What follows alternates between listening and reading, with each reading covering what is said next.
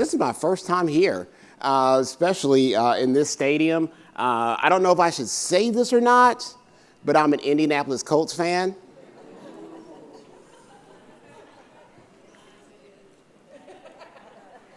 For the shoe.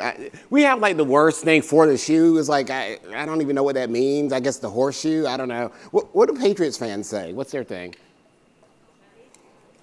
I know what they say. Come back Brady. No, I'm saying. No. Once again, good morning, everybody. My name is Dr. Adam Phyall. I am so excited to be here today and to share with you. And I do have to say, before I get going with everything, I am extremely, I'm filled with emotion right now because I actually have my daughter with me here today. Okay. And as a proud papa, I have to say this because she was so excited about this. She's also an aspiring actress also. And yesterday, and it's so fitting what you just did, because they're doing Seussical the Musical, and she found out she's going to play the role of Cat in the Hat. So, Kaden, I gave you a shout out there. You happy? All right, good. Now I can do my thing now? All right, good. All right. All right, everybody. So my thing I'm talking about today is teaching for tomorrow today. And why am I excited about this? Why do I care about teaching for tomorrow today? Well, it all goes back to this kid. Okay. Wow, I didn't get an all or anything. Okay. Thank you. Thank you. Now, I have to talk about myself for a second there. This was in the early 90s. I was trying my best to get the Bobby Brown Gumby hair growing there. It never quite got high enough on one side, but that was the best I could do. But I was working there. That kid used to sit around and watch TV in the afternoons. Used to watch Saturday morning cartoons. Big bowl of cereal, watching Saturday morning cartoons. And every time I used to watch TV, I used to always see all these amazing ads that would pop up. And some of you may have seen some of these ads, and one in particular that's always stuck with me. And I thought it was actually fitting. Well, you'll just watch and see.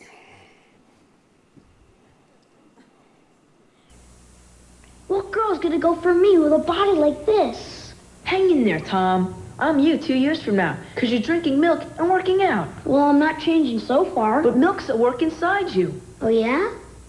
And tomorrow the difference can show. All that protein for muscle and calcium for bones. But I'm still a skinny bench warmer. Hey, if the sight of yourself at 18 doesn't convince you, Tom, listen to your senior year girlfriend. Hi, Tom. I'm waiting. Milk. It does a body good. That commercial is so messed up on so many levels. One, I actually didn't catch the name until just now when I was playing. I was like, oh, Tom, that actually looks like Tom Brady in the Combine. If you remember what he looked like in the Combine, that was exactly his backstory. But then it was like, hey, if you drink milk, you can have me. Hi, Tom. But that was that thing I remember. Who remembers that as a kid watching those commercials? It was this whole promise about, if you drink milk, you'll grow up to be strong. And the one with the girl is even worse than that. If you remember, the girl was sitting there and the boy didn't pay her any attention. And then she kept drinking milk and she was like, look at me now, I'm a hot model. And the guy was like, oh, I want you now. Google it when you get a chance. But this whole thing was this promise. The promise is if you do this now, later, sometime down the line, you will be somebody. So just wait. In a few years, you'll be somebody. In a few years, if you do this, you'll get that. Somehow, we do the same thing with education. We tell our students, hey, if you study really hard and pass this test, years from now, it'll pay off. You're in poverty right now. Don't worry about that. If you do really good on this standardized test, you'll be not as poor later. Maybe, sorta, kinda. But you just wait a few years, we'll get you there. But that's that promise that we have in education. But here's the challenge that I throw out to you. These kids can't wait for tomorrow. How can they change their reality today? They're facing life's challenges today. They don't have just a few years. Their families don't have just a few years. So how can we make their tomorrow today? We have to realize what our students need now. Provide them what they need now, not tomorrow. That's the promise that we have to make. I'm challenging each and every one of you in this room to come up with a new promise. Not the tomorrow promise, but the today promise. What can I promise today to each and every one of the students? What can I promise today to each and every one of my employees, to my team members? What can I promise to people sitting at the table with me today? What can I do? What can I change? But let's go back. You know, I was talked about like the cartoons and watching stuff, and they used to do an amazing job of advertising to us and selling us things. I used to see all these gadgets on TV. I used to always want those things. So like, I used to see technology all the time and realize, wow, this stuff's so cool. We'll have flying cars before we know it. We have all these cool things. So what I want you to do is go back in time with me to those milk commercial days. Think about pieces of technology that you've seen throughout your life. What was a piece of technology that when you saw it, you were like, oh my gosh, this is the coolest thing ever. Technology can't get any better than this. I mean, I remember the first time I played Techno Bowl, I was like, oh, this is real football. You couldn't tell me it wasn't. Like, that's exactly what Bo Jackson looks like. So think about it, everybody had it, and this is actually, you're gonna participate for a second with me. So as a short URL there. What I would like you to do is a Padlet that I'm gonna send you to if you would like to go there. And I just want you to share, what is a piece of tech that you saw and you thought was like so cool? Like, wasn't that like clear telephone? Did anybody have one of those in their room? How about the Game Boy? You had the power in your hands. What about it now? How many of you had a mixtape? Now, you know, if you had a mixtape, you had to have a couple of other things to go along with it, right? A Walkman, yeah, there you go, there you go. Anybody ever have an issue where your tape actually broke and you had to do surgery on your tape? You had to get one of those big pens. The big pens were the best. You could put it in there and get the turn on it just right, and you don't know what I'm talking about, do you? No, behind you. Yeah. My daughter doesn't either. I was going through some boxes in the basement. My son came up to me. He saw some DVDs in boxes. He's like, Dad. He's 8. He's like, Dad, do you need a projector or something for these? Son, those are DVDs. What's a DVD? I mean, you know what? It's like Netflix, if Netflix only played one movie at a time. He's like, still look confused. I was like, don't worry about it. It'll be a documentary on Netflix about it later. But go ahead, take a second. I want to see if you have your phones, you scan the QR code. I'm just curious, what piece of technology did you think was going to change the game? I mean, was it a Palm Pilot? Y'all remember those? Did anybody, ELA person, have to do dibbles? Was dibbles a thing out here? Where you had to like plot reading on a Palm Pilot with kids? I see a couple of head nods. Whether when you saw like the first iPad, you're like, oh, this is so cool, it's an iPad. I can touch it.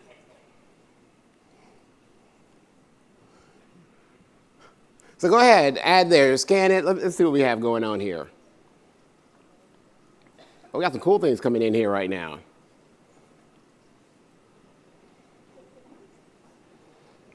Okay, I started as an overhead projector. Was anybody teaching in the overhead projector days? Vis-a-vis markers?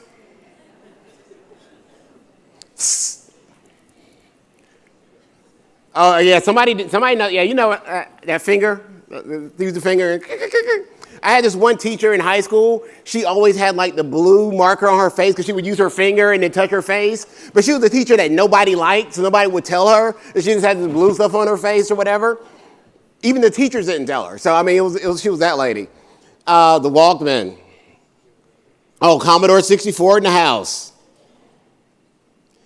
All right, the Discman. Now, how many of you had the Discman and it advanced to the anti-skip? Oh, that was big time right there. Burning CDs. I saw a post yesterday that said kids don't know what that means to burn a CD. That got me through college burning some CDs right there. And I think the statute of limitations have expired on this, but I may or may not have had a Windows burnt CD with a key on the front of it. I don't know if that was true or not. Somebody tell me about that. Oh, AOL. iPod Touch. All these things at one point were game changers. They were things that were supposed to change the way the world worked. Tamagotchi. Bag phone? Anybody? Bag phone people? Feel like you call it in an airstrike? Yeah.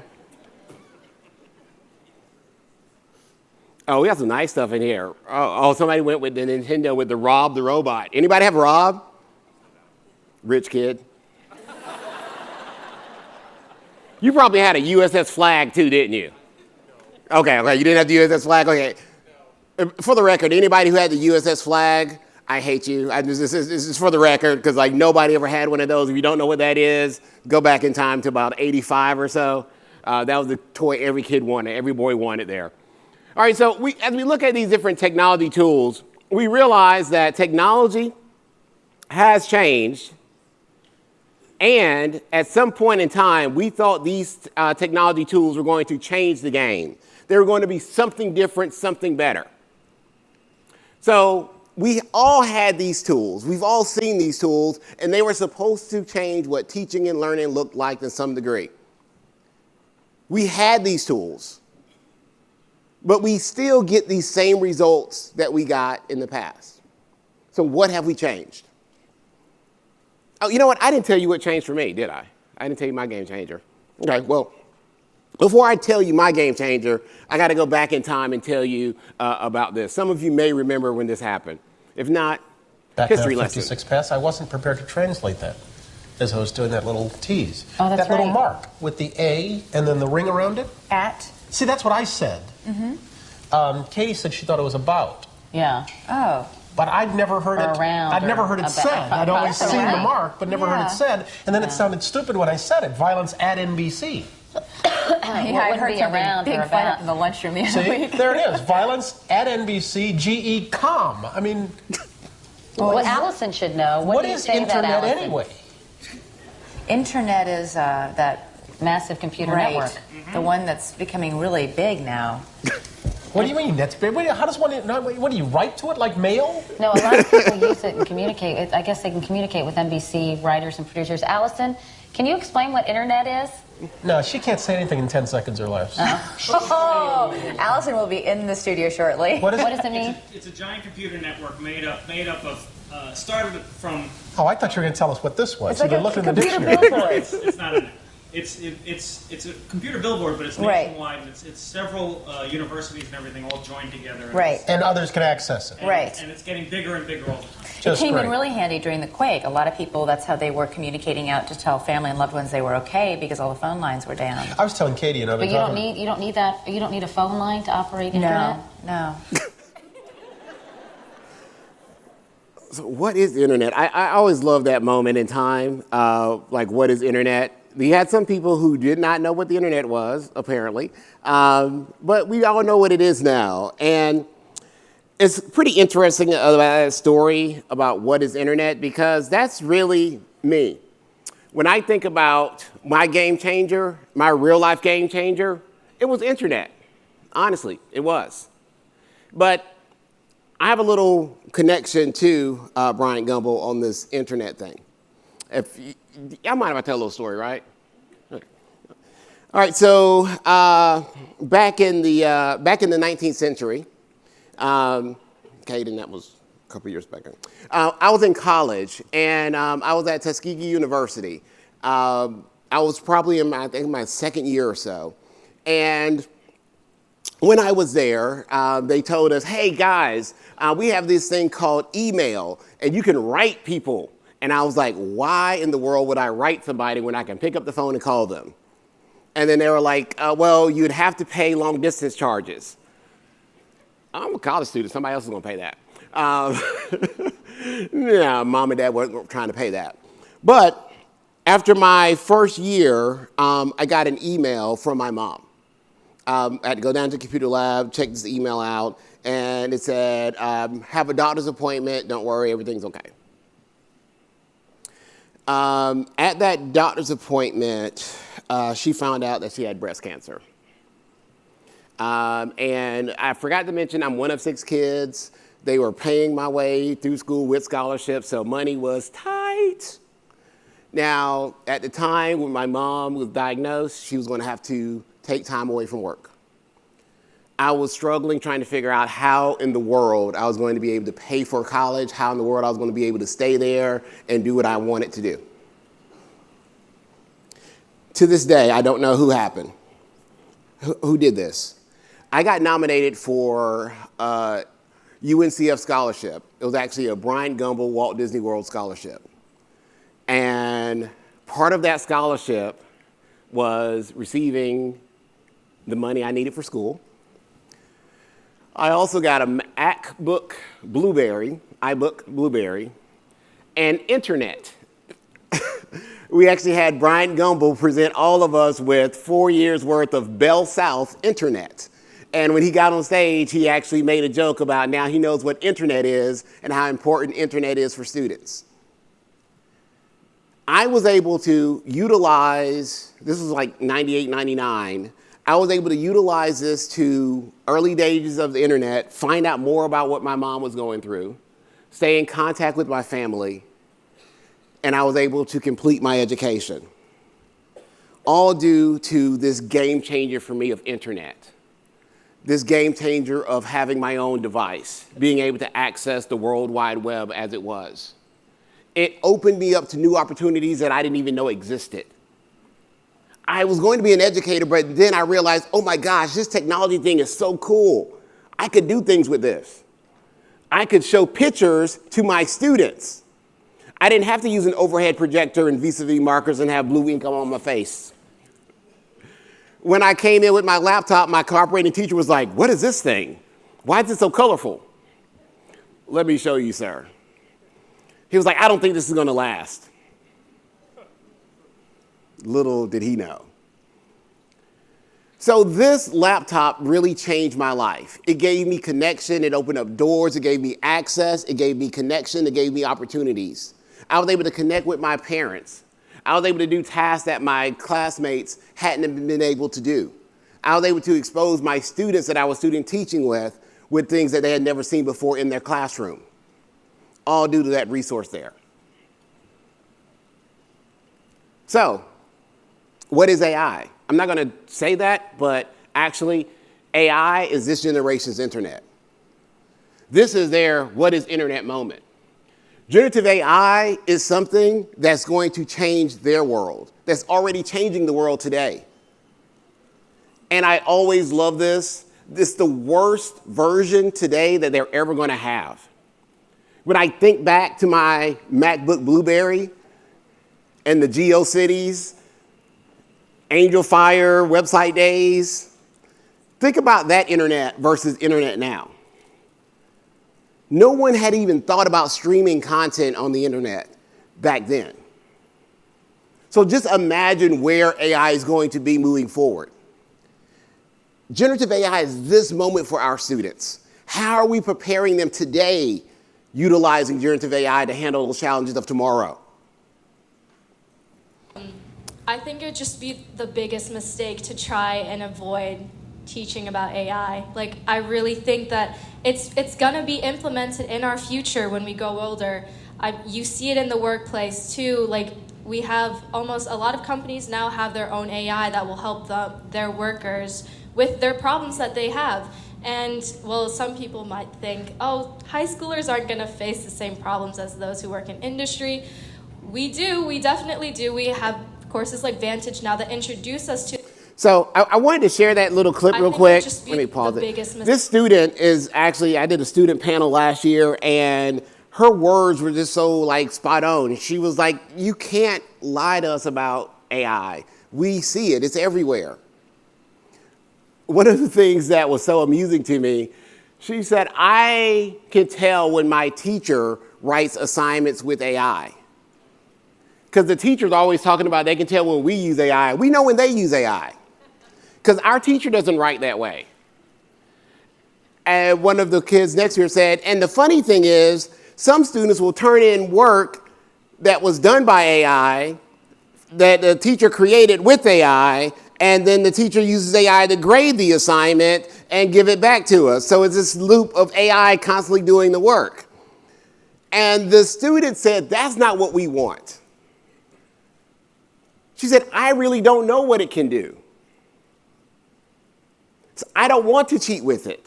I need someone to show me what it can do and how it can be utilized. That hit me so hard when I heard that. Because I started wondering, what are we doing in our spaces to prepare our students for this powerful tool called generative AI? So for me, I always try to look local, personal, and immediate. I started asking, are students innovating or are they automating?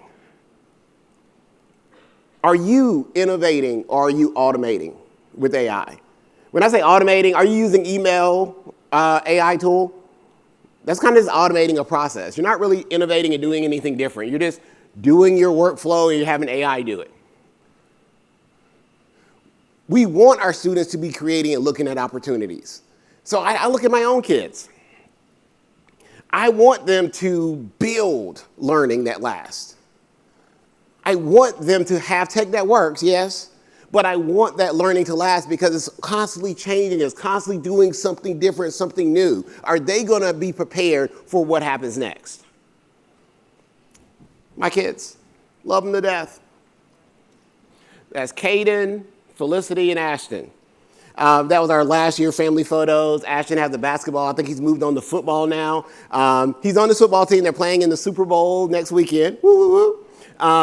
He's playing on the team. I don't know what he's doing on the team, but he's playing on the team there. I have Felicity and I have Caden. So I want to tell you a little bit about each one of my kids and how they work into this whole generative AI space.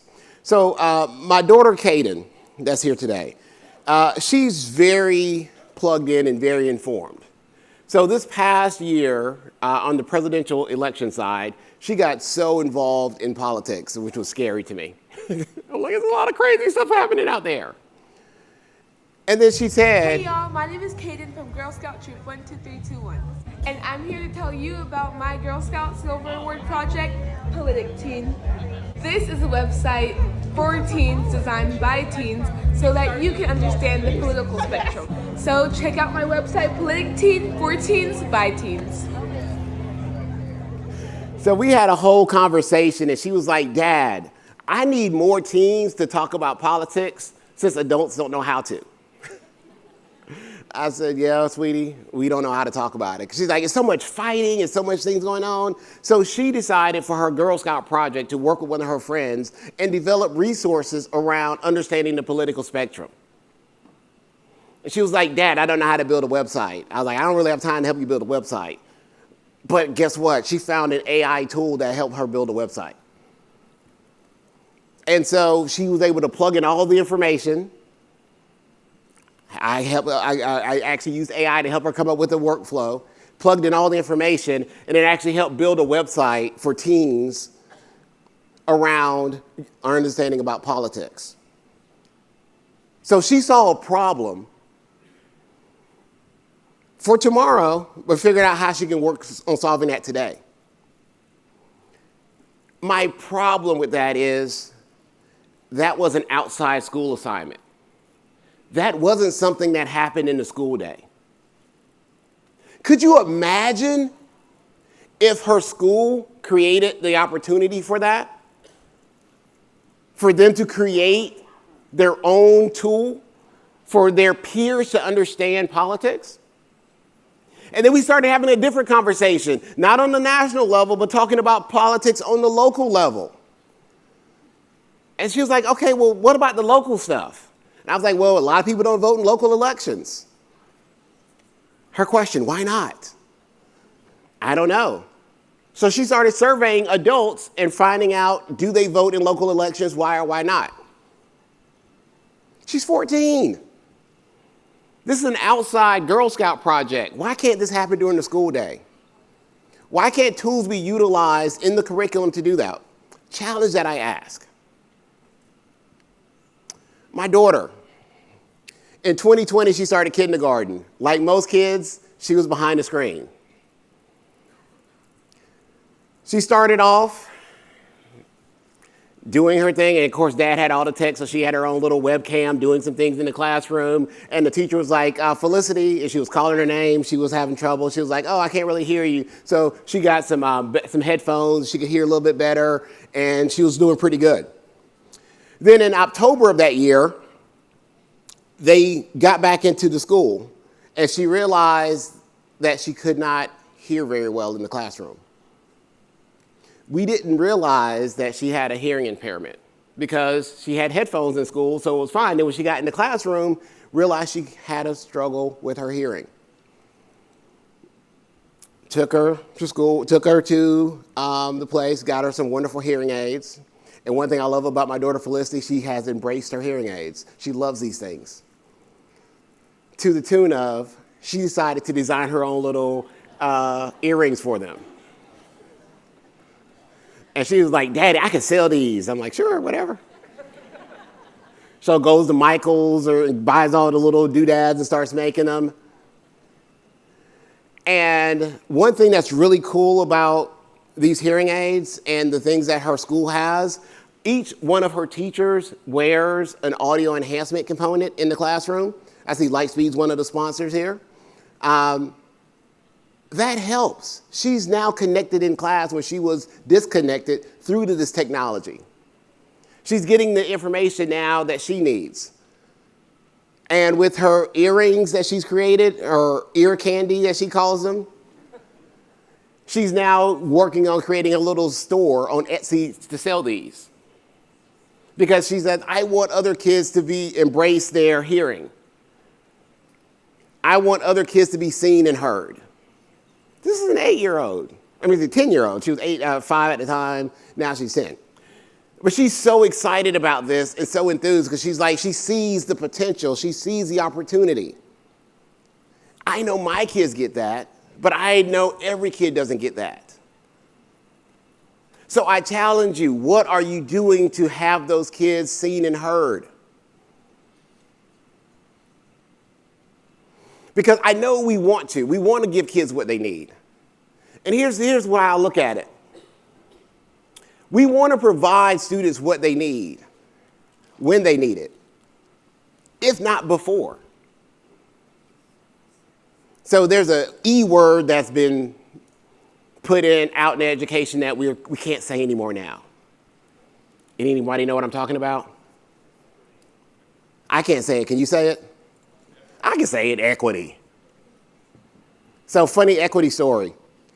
We were doing, this was several years ago when I was in Kansas City, we were doing interviews with teachers and we had this whole equity plan. And so we had equity questions that we were asking teachers. We wanted equity-focused educators in our schools. We asked this first-year teacher, tell us what you know about equity. That teacher looked us right into our ocular sockets and said, that's a great question. My parents have been talking to me about equity. As a young person, I need to know about equity. We were like, oh, tell us about equity. She said, I want to make sure I buy a home so I can build up as much equity as possible because that's how I build my wealth. Yes, so background knowledge matters here, but that's not the equity that we're talking about here. What we're talking about is providing students what they need when they need it. And here's my thing about that with the hearing aids. I don't know how many of you know hearing aids are not cheap. They're very expensive, very expensive. And here's what I realized. I bought hearing aids for my daughter. It cost thousands of dollars. I did not buy hearing aids for my other 2 kids. I also did not spend thousands of dollars on them because I spent thousands of dollars on one kid. I gave the kid that needed something what they needed. Doesn't mean I love her any more than the rest of them. So anytime somebody pushes back on what you do for students, Let them know you're providing that student what they need when they need it. Because that's the human being thing to do. Because if I could do it before I knew she needed that, I would have done it. It broke my heart knowing that she was like 6 years old before we realized she had a hearing impairment. All those times when I kept screaming at her. I know you heard me. She really didn't. No. Now I think she just plays both sides now, like, huh? But that's the thing I think as educators we try to do. So I want to ask you, how can you provide each child, wherever you are, what they need when they need it, if not before? What systems do you need to tear down? What structures do you need to change to provide that to students? And to hell with the consequences. Because here's the thing, what side of history are you going to be on? Are you going to be on the side that supports kids or the side that doesn't?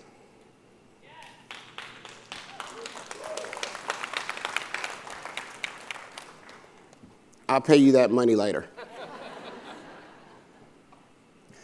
So my thing to you is, you don't have to be an expert on this. You just have to do two things. You just have to care and act. That's it. Care and act. Because one thing to care is another thing to act on it. I was talking to some people last night, and I said, hey, what are you going to do when the hashtag is no longer trending? It's easy to care when everybody's putting a hashtag out there, right? Hashtag this. I'm going to change their profile picture. I care about kids. See? I put it on my profile. That's step one. But you need to act. Now, there's a reason why ACT is capitalized. I'm an educator, got to have an acronym, right? So ACT. Take action, do something. So when I say ACT, what do I mean? What am I talking about? Well, ACT for me is access. And access isn't just one-to-one. Because sometimes we hear access and it's like, oh, we're giving kids access to technology, access to devices. No. What I'm saying is, are we giving kids access to opportunities?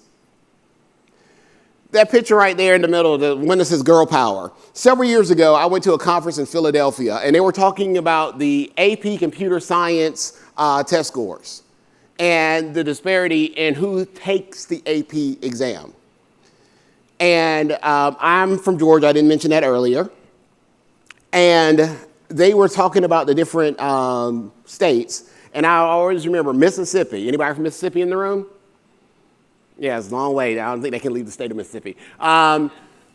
They had 2 girls of color that took the AP computer science exam in the entire state. 2. I was like, wow. Then I looked at Georgia and it was like 15. Blew my mind. And then I looked at my district and saw we had 0. And then I started thinking, what are we doing wrong? What can we do differently? And we started asking our students. And a lot of them had no idea about the computer science opportunities or jobs or things of that nature.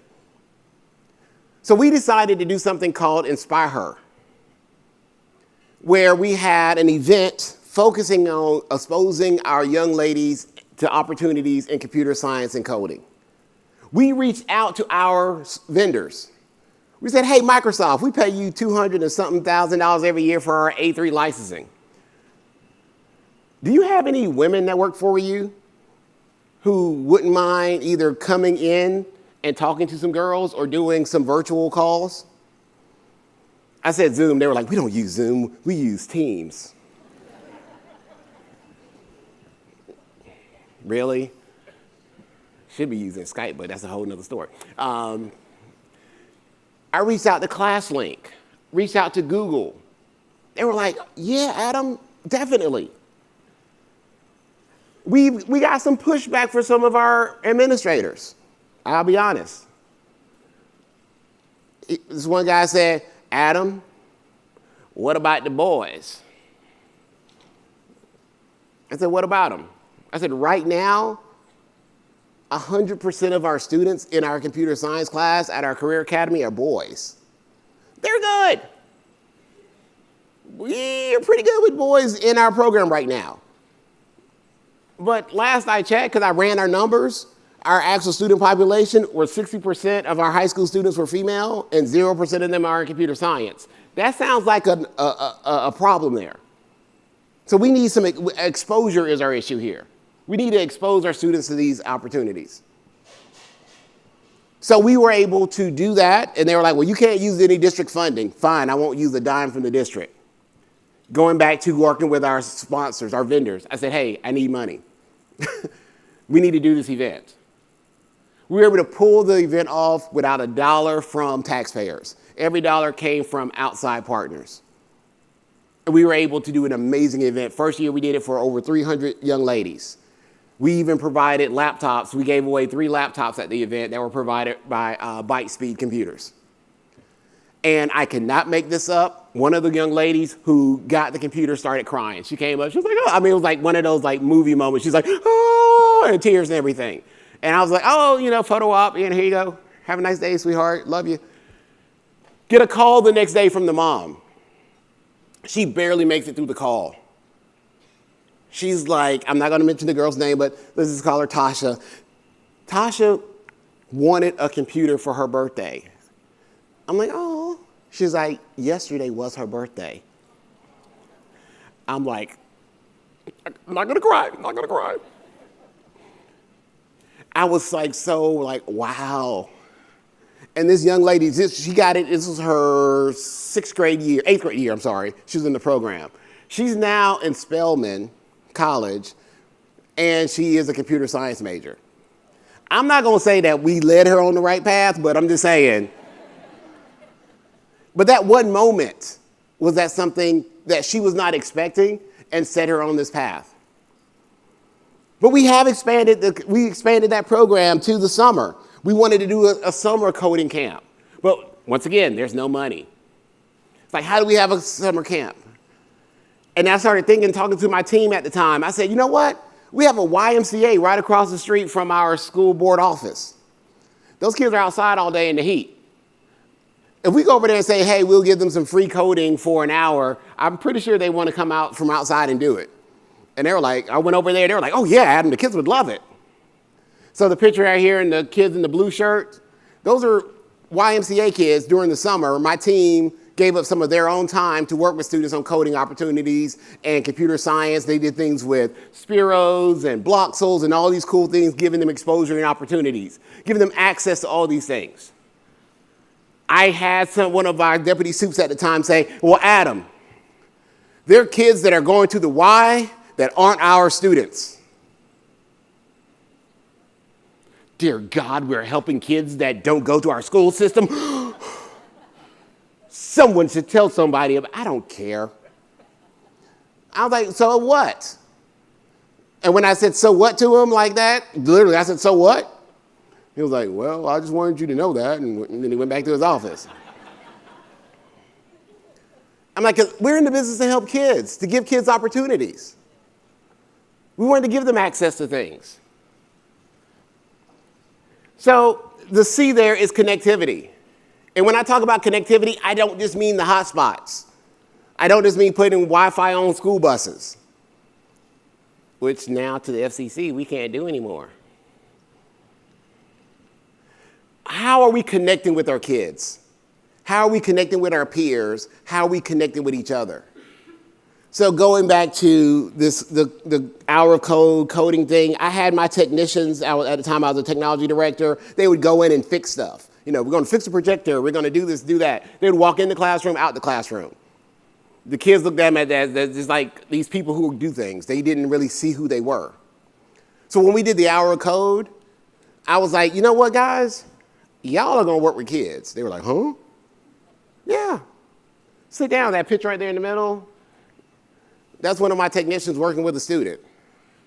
And the first year, she was like, oh my gosh, that was so much fun. As the technicians started working with the kids doing that stuff, I noticed their productivity increased. They started closing tickets a little bit faster. They actually had a different connection now. It wasn't just a job. They wanted to make sure those kids had their stuff up and running all the time. And when I think about connectivity with each other, we often hear people talk about screen time and how much time our kids are playing on games or behind the screen. It's a concern. So then I ask you, how can you structure your activities where students are connecting and working together? The picture there, the girls working on this project with the Sparrow. Every student didn't get a laptop. Every kid didn't have an iPad. They worked together to solve the problem. So one-to-one connectivity, you don't have to give every kid a device. Give them what they need. Have them work together, have them communicate. Have them design projects together. Everybody doesn't have to be behind a screen. Think about how you can have kids stop and talk during the process. Think about what relationships they could build throughout that process. Think about how you can use your devices to have them connect with kids that aren't in the classroom. People always say, oh, I want my students to do a pen pal in China. Okay, hold on. Before we go to China, let's how about do a pen pal in our school building. If you're in high school, there's probably another algebra class happening at the same time. Is it possible for your kid in your class period to work with a kid in another class at the same time on a project? What skills could they build doing that? How awesome would that be? Or better yet, if you're in the same district, could they work with a student at another high school on a project together? Could they collaborate across town? Could they build that connection that way? That's a skill we have to have as adults, right? That's a skill some of these kids started developing during the pandemic that we just said, oh, well, we don't need those skills anymore. No, they still do. So how can we build those connection opportunities within our school day? How can we build that around our academic assignments? Which takes me to this T, the task. This whole digital learning that we're talking about is messy. It's not point A to B to C. It gets messy. But our tasks need to be something that's relevant and real to our students. They need to see themselves in the assignment. They need to want to do the assignment outside of the school day. I'm a person, I hate homework. Anybody love homework in the room? No, I hate homework. I look at it like this. You've had my kid all day. Let me have my kid after school. And I'm a conspiracy theorist. I left my tinfoil hat in my bag. I think homework actually develops a mindset that the job is never done. And we carry that over to adults. How many of you do your homework at home? How many of you take work home? And here's the thing when you take work home. When you take that work home, are you getting ahead? No. Normally when you do work at home, it's not to get ahead, it's just to maintain. What's the deal with homework? Is homework to get ahead? No. A lot of times it's to maintain. And I've seen homework, I've given homework before. Some of that homework I've thrown away, I'll be honest, as a teacher. Sorry, all of my kids that I've taught for all those years ago. Sometimes they got put in Phyall 13. You got to check. But that kid gave up time doing that work, and I honestly didn't grade it. I'm be honest. You guys grade all your homework, I know. You graded every assignment exactly the way you're supposed to grade it and gave positive feedback. So ask yourself, this task, what is it for? What is the purpose of it? The kids should see themselves in their assignment. They should be excited about these assignments. One thing that I launched, our students had in their media center, we called them Learning Commons. They had a green screen in there. They could make their own viral videos during lunch. We gave them the opportunity. We had the ring lights, the stands, and all that stuff. We were like, hey, go do that. We had students making tutorial videos in there. One young lady was braiding, had her own hair braiding business, and so she decided to show how to do a braid and say, hey, if you like these, come see me, here's my information. Creating opportunities right now for our kids. They want to see themselves in a task. They want to see what comes next.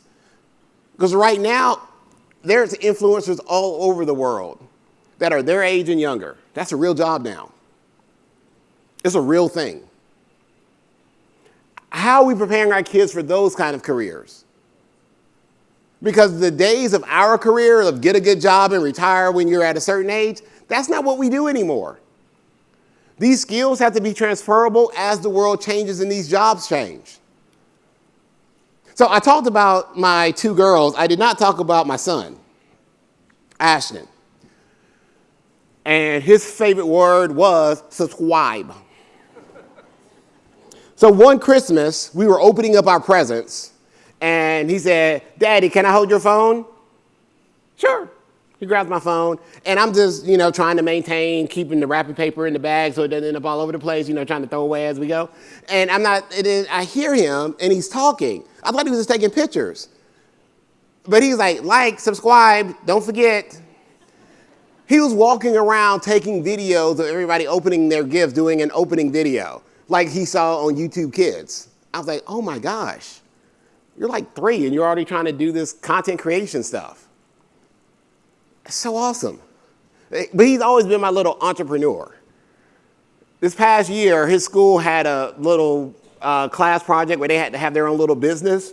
He was like, "Dad, I want to make tie-dye shirts and sell them." I was like, "Okay, cool." He started making them. He was like, "Okay, I need you to take a video and document." You know what? Document? What's that? What's that word talking about, document? So I started making videos of him making his tie-dye shirts because he wanted to show his friends what it looks like. Once again, always thinking, always trying to create.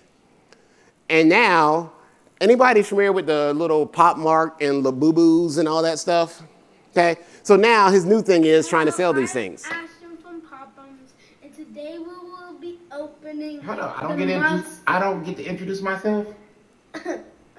And this is my dad, Adam. Okay, thank you, Ashton. And today we'll be opening the Monsters One Piece.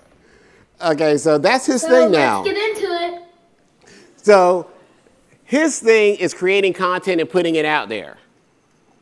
So my promise to him is that you will have a chance to do that. My promise to him is that I will do what I can to help your teachers gain the skills to do that. My promise to him is you will have the opportunity to do that. But that's my child.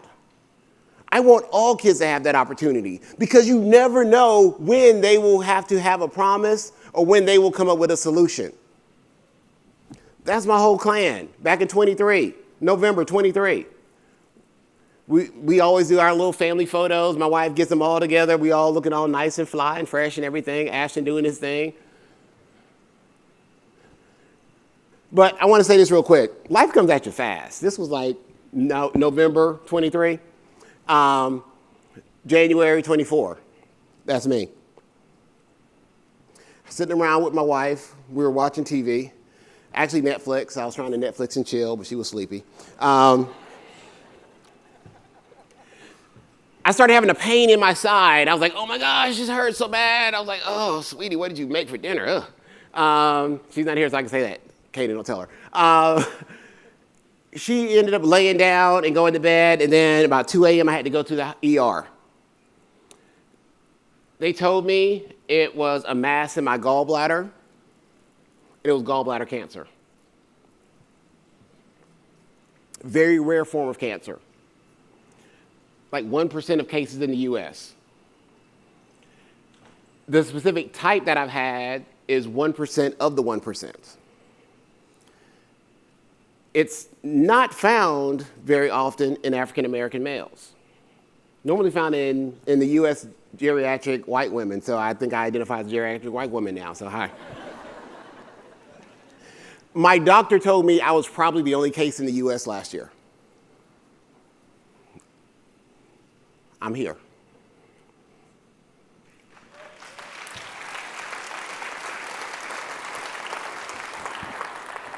Eight rounds of chemo, all that fun stuff. But during that process, my daughter came up to me and she said, I told her I am going to make it because of early detection. A lot of people aren't that lucky. She said, well, Dad, didn't you just have a physical? I said, yeah, they don't check for all that stuff in the physical. It costs too much money, it's too hard. She says, Dad, I want to find a way where people can detect cancer so nobody has to go through what we went through. She said, it should be something done in the Minute Clinic. Can AI help me do that? Y'all, out of the mouth of babes. I mean, like, that is the kind of desire and passion we want for our kids. We want them to be thinking about solutions. We want them to be coming up with, I'm sorry.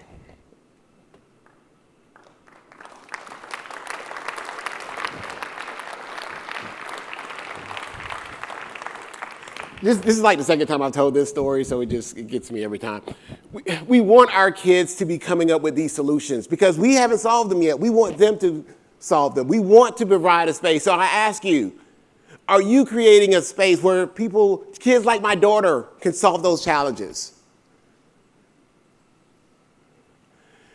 Are we developing an environment where they feel empowered to chase their passions? Are we giving them the tools to create these opportunities for a better tomorrow? Because they can't wait. I want them to create these solutions. I want them to see themselves in this world. That's our job, is to give them the skills and the tools, but they have to create these mindsets where they're going to thrive. We can do that, y'all. It's on us. So my last thing I want to leave you with, the future is in our students' hands. Our job, everybody in here, our job is to prepare them to shape that. Because it's our job to teach for tomorrow, today. Thank you, ladies and gentlemen. Thank you for your time.